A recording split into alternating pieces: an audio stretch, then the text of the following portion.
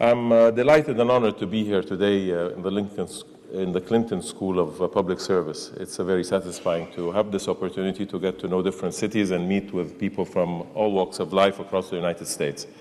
It's also a pleasure to have the opportunity to present aspects of mutual interest and concern between our two countries and regions. I'm happy to speak here today before such a distinguished audience, and I would like to extend a special thanks to Mr. Skip Rutherford, the Dean of the Clinton School of Public Service, and to Stephanie Street, Executive Director of the Clinton Foundation. I thank them along with all those who have made this event possible and for the warm hospitality they've accorded to us since we've arrived. I would also like to extend my sincere congratulations to the Clinton School on the occasion of its 5th anniversary. I wish you a continued progress and success, and I was really heartened by the fact that the participants in this class are from varied walks of life and from many countries. I saw that this is, I think, true to the legacy of President Clinton in reaching out to different nations and trying to create a more cooperative atmosphere for international relations. I address you, though, today in the midst of mounting challenges posed by the Middle East's changing dynamics, not only by the long drawn-out Israeli-Palestinian conflict, but also by ongoing developments in the wider region, such as developments encompassing the shifting realities in Iraq and Afghanistan, along with the challenges related to Iran and its nuclear ambitions, as well as other issues that define the relationship between the United States and the Arab and Muslim worlds. These challenges have a wide-range impact on the region and beyond, something that attests to the presence of a substantial common denominator of the threats faced by the U.S. and the countries of the region. Be it dealing with managing energy resources, fighting extremism, or building bridges with the Islamic and Arab worlds, the Middle East will inevitably intercept any agenda, and particularly that of the United States as the sole superpower. This, in turn, leads to an obvious conclusion, which is that positive engagement of the United States and relying behind it the international community is crucial in addressing these challenges. While Egypt's regional stature and role renders it imperative for both our countries to continue to work together towards overcoming the many hurdles that we commonly face. We are especially heartened that President Obama chose Egypt as the venue to address the Muslim and Arab worlds. This decision was well-founded as a recognition of Egypt's long history and contribution to civilization and human development. In addition, this decision re-emphasized the special U.S.-Egyptian relationship, which has been of immense value to both parties over the last 3 decades. President Obama was very clear and direct in calling for a new beginning in the relationship between Muslims and Arabs and the United States, one that would be based on mutual respect and on the acknowledgement of the special characteristics of different societies and their unique heritage. Although the President won the first round in the battle of captivating Muslim hearts and minds, we all understand that one impressive speech will not erase years of mistrust and missed opportunities. Deeds will have to follow words as people in the region expect concrete policy-based follow-up. I will not attempt to venture into the details of all that needs to be confronted, as the essence of such obstacles are well known to most of us. The key point that I must stress here today is the complexity and interconnectivity among all the region's challenges. They are the result of long and historically unresolved conflicts, central to which is the Palestinian question. This intricate conflict, through its exponential mushrooming effect over the years, has led to the repercussions we are living today, and regrettably carry the potential of creating further devastation and instability, not just for the region, but for the world at large. Having defined the magnitude of the daunting task before us, there is a beacon of hope as we in Egypt are increasingly assured by the United States' commitment to resume its leadership role. The current policies by the new administration have been positively received by Arabs and Muslims because it did not shy away from raising all of the key issues that currently shape the relationship between the United States and the Muslim world. The President's message of reconciliation illuminated a new dimension, granting hope for a new beginning. that while taking note of the distinct realities and cultural diversities of our societies, emphasize the common values and aspirations that bind us all as members of humanity. Most importantly, and what underscores the entire positive shift in the policy, is the recognition echoed by President Obama of the centrality of the Palestinian problem to the region and other challenges, thus showing an adamant commitment to the Middle East peace process and the two-state solution early on in his presidency. Such a commitment is deeply welcomed and has been fully supported by those like Egypt who have long striven to achieve peace, security, and stability in the region. The importance of this issue and its interrelationship with many of the regional and international challenges warrants some further elaboration. The Israeli-Palestinian conflict remains the most pressing issue in the Middle East. Resolving the conflict permanently and comprehensively with the goal of establishing a contiguous, viable and sovereign Palestinian state in the West Bank and Gaza would first and foremost put an end to more than 6 decades of Palestinian suffering and displacement, and contribute significantly to the security and stability of all of the states of the Middle East. We strongly believe that there is only one path to genuine peace and stability in the region. This path is the direct, good faith negotiations between Israelis and Palestinians that ultimately lead to the fulfillment of the envisioned two-state solution. Israel and Palestine living side by side in peace and security and friendship. One simply needs to examine how this conflict continues to shape the perceptions of Middle Easterners towards the West, and in particular the United States, to realize the centrality of this issue in the grand scheme of affairs that needs to be dealt with. Arabs and Muslims have felt for a very long time the injustice of the application of a policy of double standards when it's come to the particular conflict. Yet as deeply rooted as this conflict may be, it is evident to all involved that the general framework of a resolution is obvious and has been talked through several times over. I think you will all recognize the great efforts that President Clinton undertook in this regard. So I must be clear that there is no need or time to attempt to reinvent the wheel. The issues are clear and the minimum requirements of both sides are well known. Hence, following many years of peace talks and negotiations since the 1993 Oslo agreements, the general outlines of the final settlement has become widely recognized. They can be enumerated in basically 3 or 4 points. Primarily, the border of the Palestinian state that will be established will be those of the June 1967 line, with minor land swaps agreed between both sides on the basis of the ratio of 1:1. Certain arrangements will have to be made on the Palestinian side to accommodate Israeli security concerns and provide security guarantees. Jerusalem will be the capital of both states, undivided. And finally, there has to be a just settlement to the plight of Palestinian refugees, along with other final status issues. It's unfortunate, though, that we are witnessing today a gradual reduction of this conflict to become merely an issue of cessation of Israeli settlement activities in return for partial Arab normalization of relations with Israel.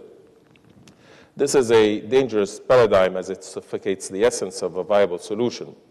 Normalization is inevitable, yet it requires as a prerequisite a genuine resolution with the Palestinian National Authority of all outstanding issues and the sealing of a satisfactory deal.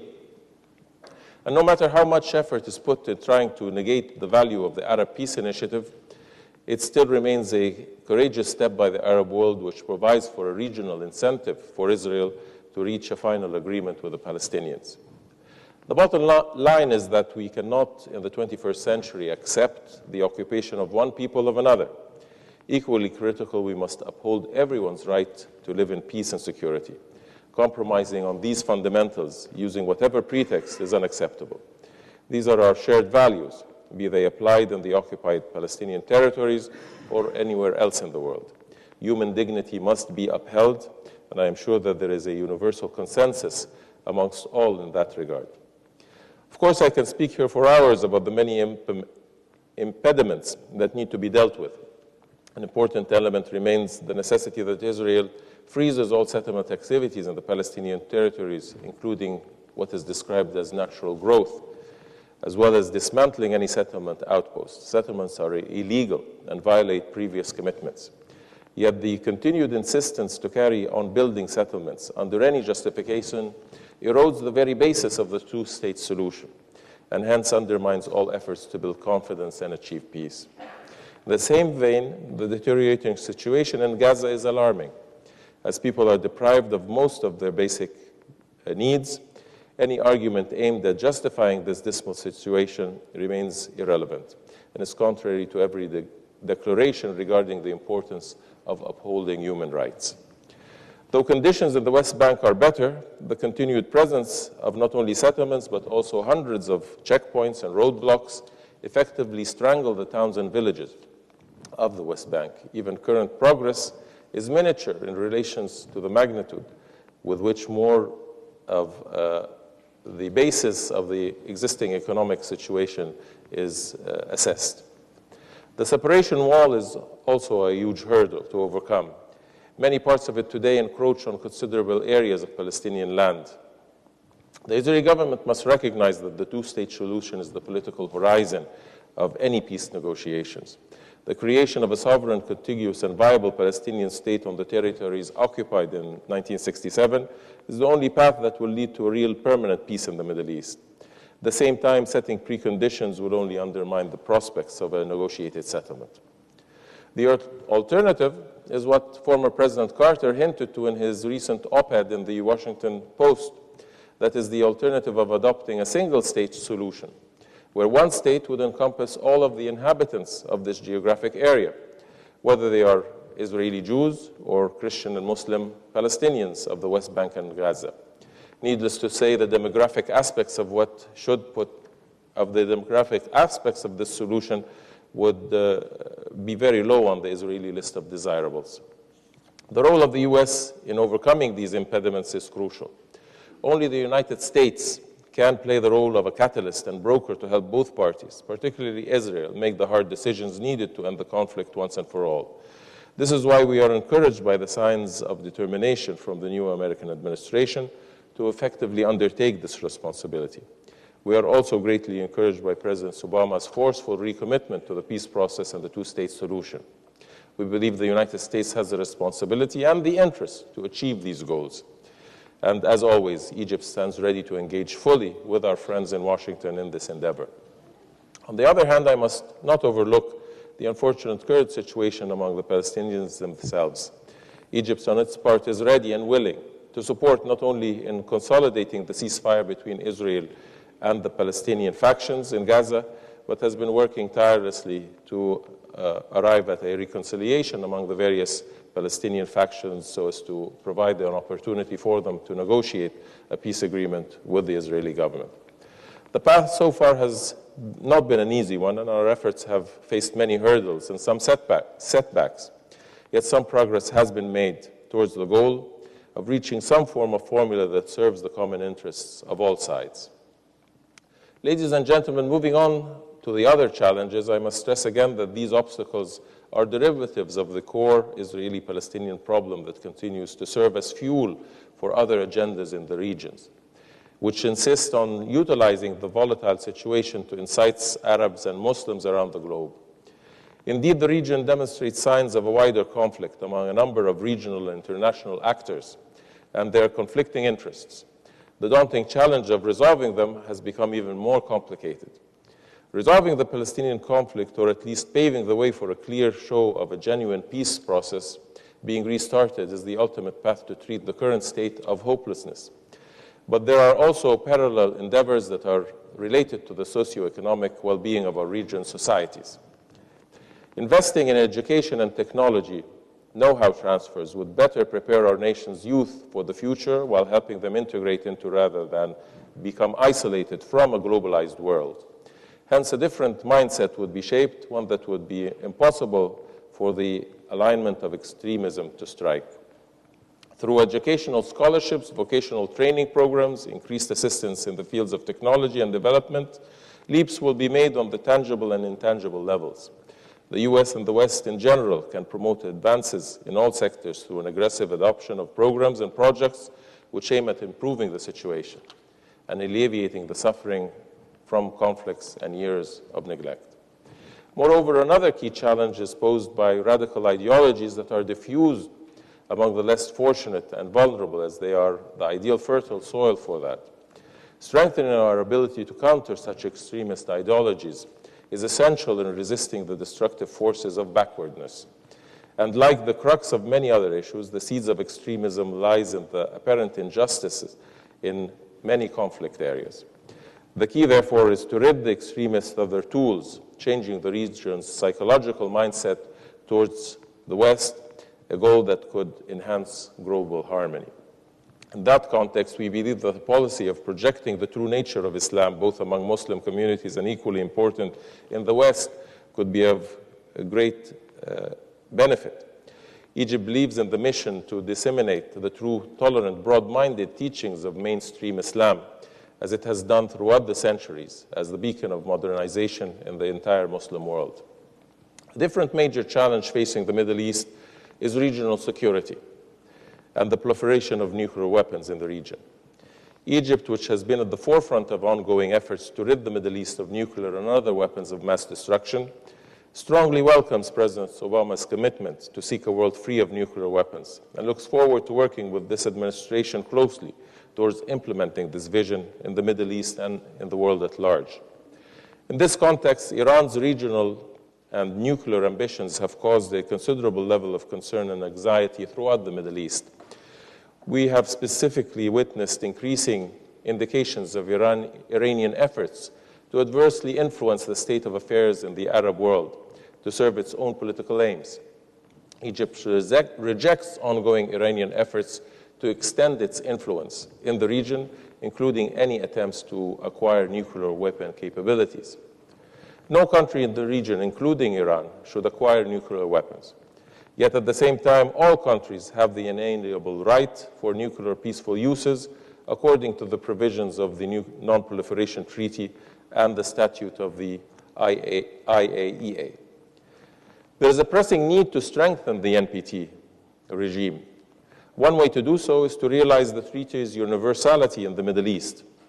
For too long, double standards have been applied with regard to the nuclear state of affairs in the Middle East, and in particular the question of Israel's nuclear capabilities and its continuing rejection to adhere to the NPT. Any efforts or declarations aimed to strengthening the non-proliferation regime will be rendered ineffective if they continue to be applied by different standards in relation to the different situations among the countries of the region. Principles must be applied uniformly to all states in the region. One standard must apply to all. Either we all join the NPT, abide by its provisions, and place our nuclear facilities under the IAEA safeguards regime, or we simply do not. Israel must adhere fully to the NPT. Iran must cooperate fully and transparently with the IAEA, and the nuclear weapon-free zone in the Middle East must become a reality. This serves the interests of Israel, Iran, the Arab states, the US, and the entire world. The alternative is a tremendously dangerous nuclear arms race in the Middle East. The American outreach, nonetheless, towards Iran is welcomed. We believe that engaging in a dialogue is the most effective approach which would lead to resolving the dangerous issues that loom in the region. We appreciate that the administration has been transparent with its Arab partners concerning its ideas and policies. And we look forward to a successful outcome that diffuses tensions, increases the security of all states of the region, and adds to the security of the world at large. And of course, preserves the full interests of the Arab world as regards its affairs within its region and on its territories. Ladies and gentlemen, as we talk about challenges in the Middle East, one cannot overlook the fact that there are also internal challenges faced by the countries of the region. Such domestic hurdles emanate from the distinct realities and the form by which societal values have evolved over the years. And while the current administration has demonstrated thus far its acknowledgement of the special regional characteristics, I must stress that this direction is more likely to advance reform programs through cooperation and capacity building. The region's zeal for advancement to provide for its people's prosperity is the engine behind its own initiative of reform. Cooperation to achieve this goal is always welcome and is greatly appreciated.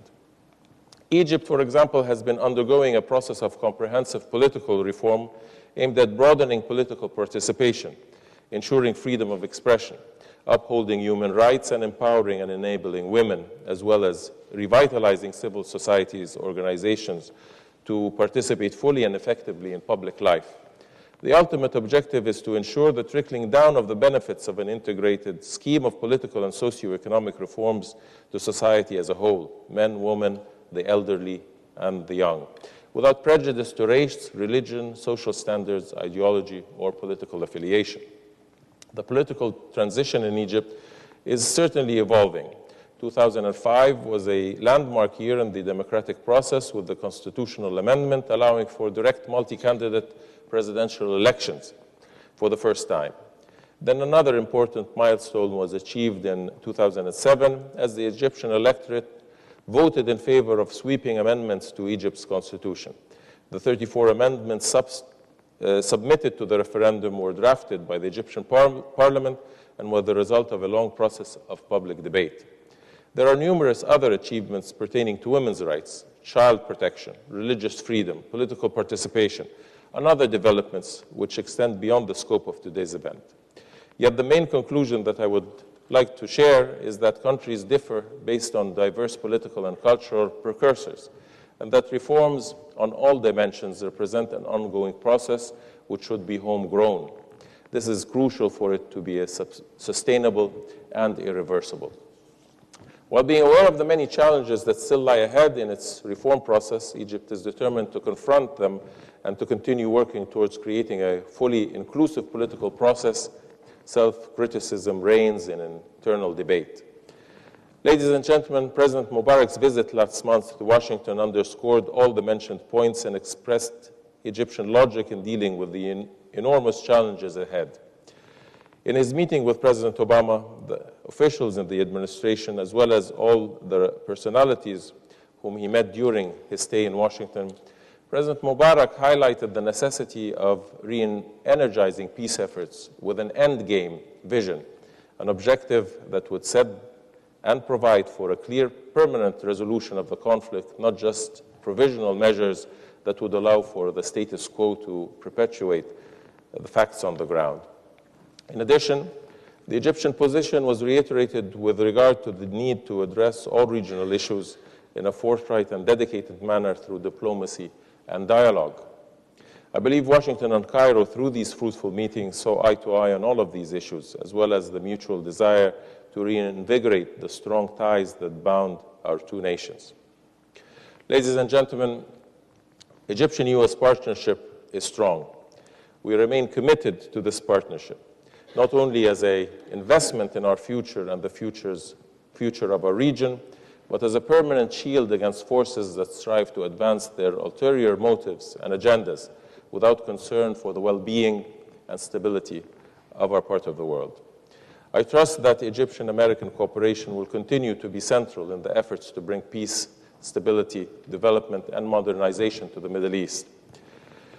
Indeed, much work remains to be done.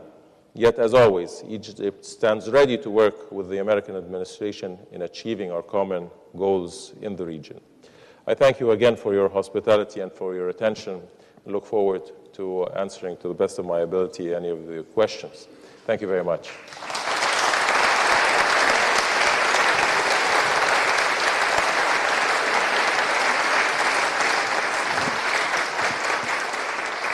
We do have time. Excuse me. We do have time for some questions. If you raise your hand, we have 2 mics right in the back.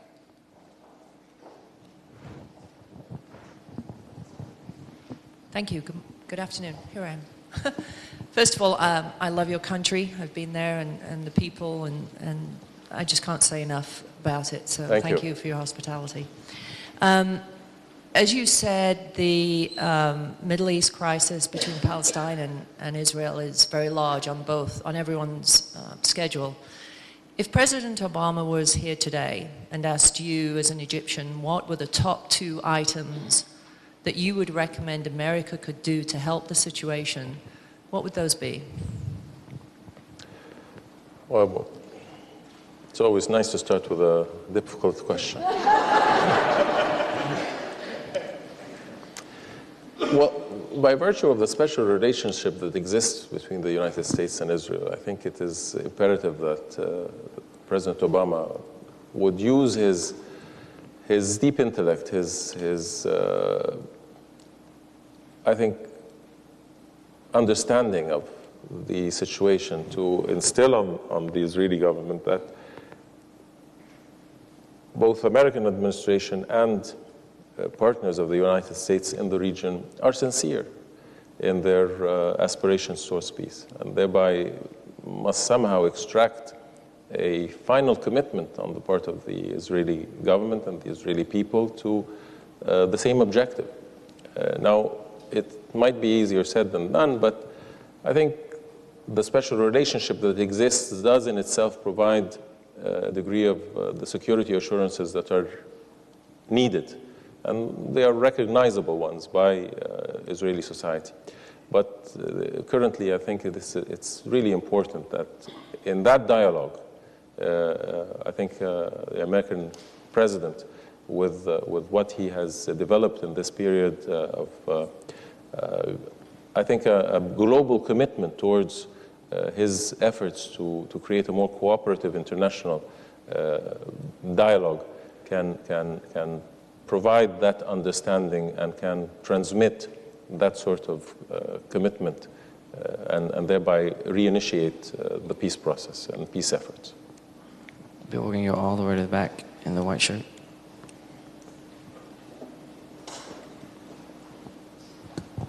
God's peace be unto you, sir. I have three questions. First, what was Egypt's position on the invasion of a sovereign, duly elected democratic government of Lebanon during that time, and also the invasion of Palestine during the recent administration? What is Egypt's position on those? And the other issue related to descendants of the fathers who are Jews, I believe were Jews, and that have been brought to brought to Israel as settlements to take settlements. Have that position stopped of taking the followers who are those ancient Jews into Israel for settlements? Thank you. Well, in response to your question, I think Egypt has always clearly declared that it does not support or condone military action that leads in destruction of life and property, and in both cases of Israeli incursions into the Lebanon or into Gaza, there was an excessive use of force and some force directed towards civilian population.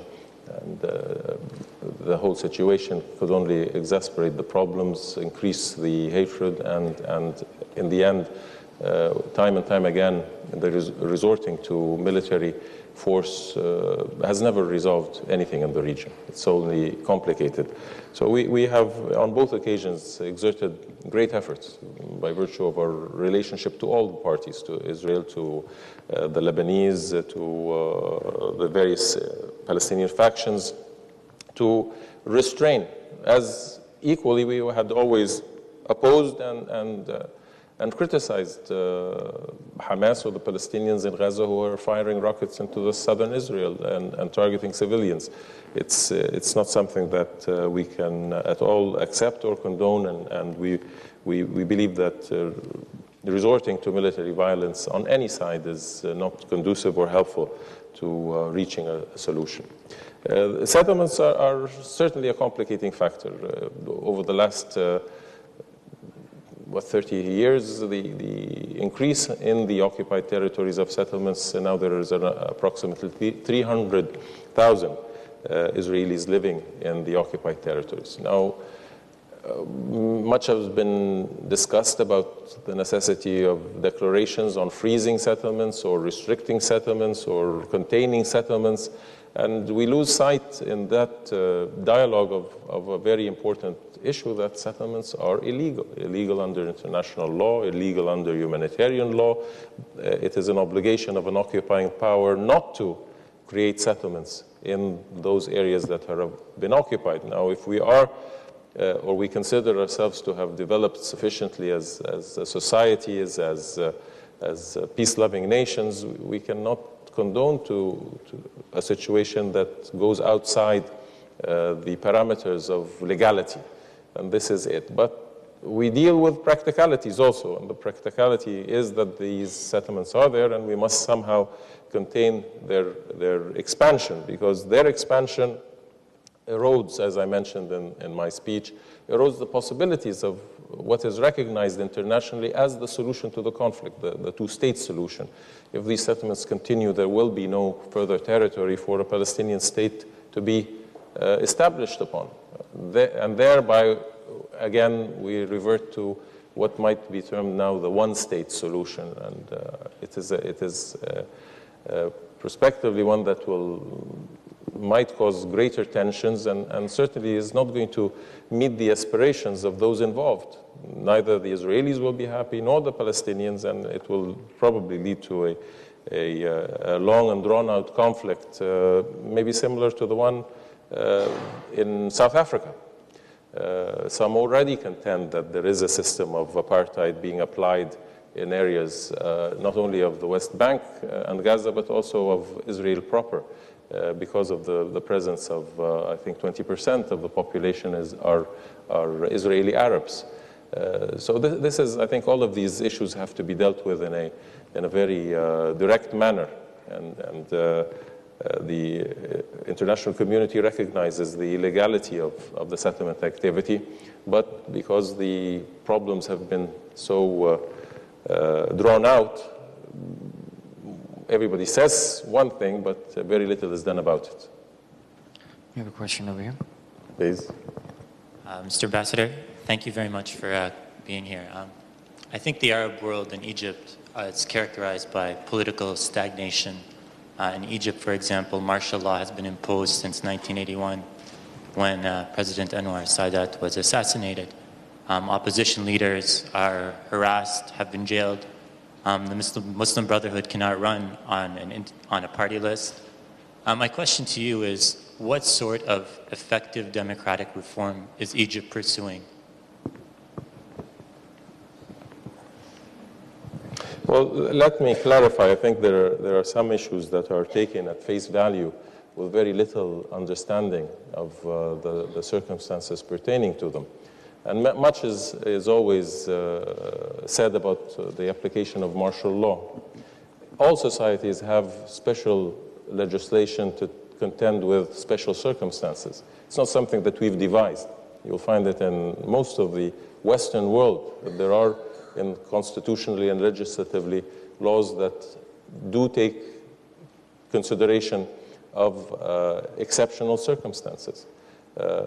In the United States, there have been amendments. There have been cases where President Roosevelt was elected for a third term because of World War II. So exceptional circumstances are always applied.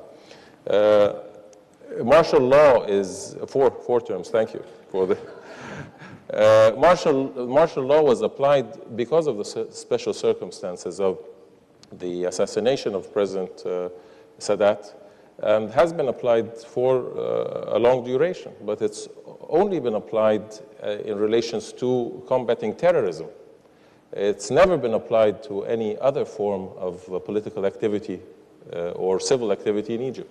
It has only and solely been applied to combat terrorism which we had to suffer from in the late 70s, 80s, and until we eradicated it in the mid-90s, where we contended that this was a plague that would strike many, and we cautioned that this was a plague that had to be dealt with through international cooperation. And unfortunately, many in the United States and in the West did not believe us. And now they do, and unfortunately, it's a little bit too late. So the application of martial law has only been and exclusively been used to combat terrorism, to provide protection to the judiciary against reprisals from terrorism, and thereby they were tried in military courts rather than civilian courts, and it was just a matter of a very specific direction. I can't recall any opposition leader that's ever been jailed on the basis of his political affiliation. I know of one or two who have been jailed because of having undertaken criminal activities. So that is, again, I think, a common dynamics of any society. There's a great difference between somebody who is imprisoned for his political beliefs and someone, sometimes politicians do undertake illegal activities that they shouldn't.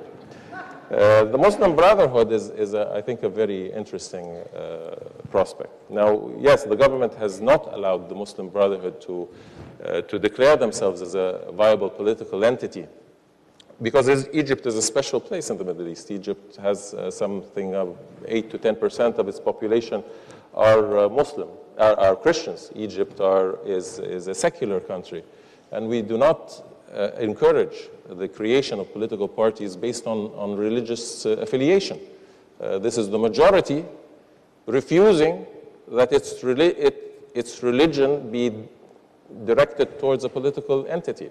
I think that is a wise decision, because it would only lead to fragmentation of the society and a less emphasis on the secular and modern nature of a society, and create greater tensions within the various Muslim and Christian communities. And we've provided on many occasions to those who have those affiliations to declare themselves a party and to have both Muslims and Christians, and not to try to hijack constituents on the basis of their religious affiliations. Religion has nothing to do with politics. This is a matter of personal choice. We like to think so, and we like to strive to that it does, and ideally, and I think we have to be clear in our trying to set those standards. But certainly in our case, we feel it's a great hindrance to us and to our political system. On the contrary, that doesn't say that there aren't problems. There are certainly problems that we are trying to deal with to create a better form of governance, to create more diversity in political selection. We currently have an enormous number of free and independent press that is quite critical of government policies, that is now truly a watchdog of the administration and its activities. And we continue to promote this, and within the confines of our history and how we have developed and the degree of our development. But it's an ongoing process, and I think no society is immune from both the successes and at times failures in this regard, whether it comes to governance or human rights or economic development. And it's important for a country of our size, growing rapidly now, currently at 80 million, to also preserve the balance between all of these fundamental issues. Human rights is a very important aspect. Freedom and governance is most important, but equally important are economic rights and providing job opportunities for people, and it is meeting their requirements that must be always at the top of our agenda. Mr. Ambassador. Yes. Mr. Ambassador, I was pleased to hear of your comments about Egypt's embracing the technology as part of its economic development efforts. I'm chairman of a clean technology international investment fund that's goal is to accelerate the deployment of clean technology to emerging markets. And I just wanted to comment that very proud to see that Egypt was one of the very first countries to develop a national plan to access the $6 billion World Bank Clean Technology Fund. So I wanted to let you know that our fund looks forward to investing in projects in Egypt in the future, and look forward to maybe following up with you in Washington about that. Thank you. It is an important aspect. We have a very ambitious program of wind farms with our European partners. We look forward to increasing our cooperation with the United States in that area. It's certainly a difficulty. With development comes some of the hazards in terms of pollution, in terms of and of course the cycle, how it affects the health of a population, and the huge sums of money that have to be invested to try to counter that. So currently this is the direction of the future, and we are doing everything possible to make use of the technological developments here in the United States and have them applied effectively in Egypt. We have time for just one more question. Thank you. Mr. Ambassador, you're welcome to Arkansas. I'm originally from Middle East. I have a questions for you. Mr. Obama and our president, he sent George Mitchell to area. What do you think his success this time? He go establish some peace in Middle East between in the region, and I want to thank you. Well, the General Assembly, the United Nations General Assembly, and yesterday's meeting between President Obama and President Abbas and Prime Minister Netanyahu, I think was a direct result of the very strenuous efforts that were exerted by Senator Mitchell over the last 6 months. At the same time, I think everybody recognizes that in the President Obama's remarks, there was a sense of some disappointment, some frustration. There had been a very defined effort by Senator Mitchell to have utilized this opportunity as a catapult to reinstate the negotiating process between the two sides.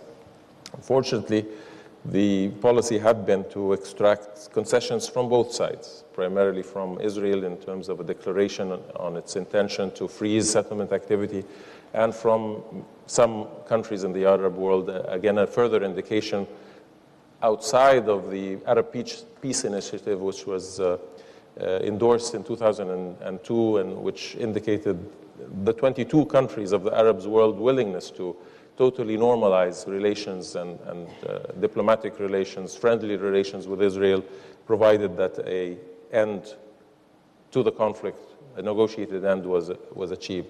And I think the administration had received from 6 or 7 of the Arab countries involved an indication of their willingness, again, to compromise and to provide and in return to certain confidence-building measures that had been initiated after the Oslo agreements. The deal was not struck. Now the administration and the president's remarks placed a timeline on both sides being able to re-engage. And I think this is one of the important issues also, that there has to be a timeline, and the parties have to be responsible. They are not only responsible to themselves, but they should be responsible to the world at large, to the countries of the region and to the world at large. This conflict of 6 decades has gone on too long. It's affected too many lives. And in the final context, there's really nothing to separate between Palestinian and Israelis, or any of us. We have the same values. We want to take care of our children and grandchildren and live in peace and happiness and prosperity.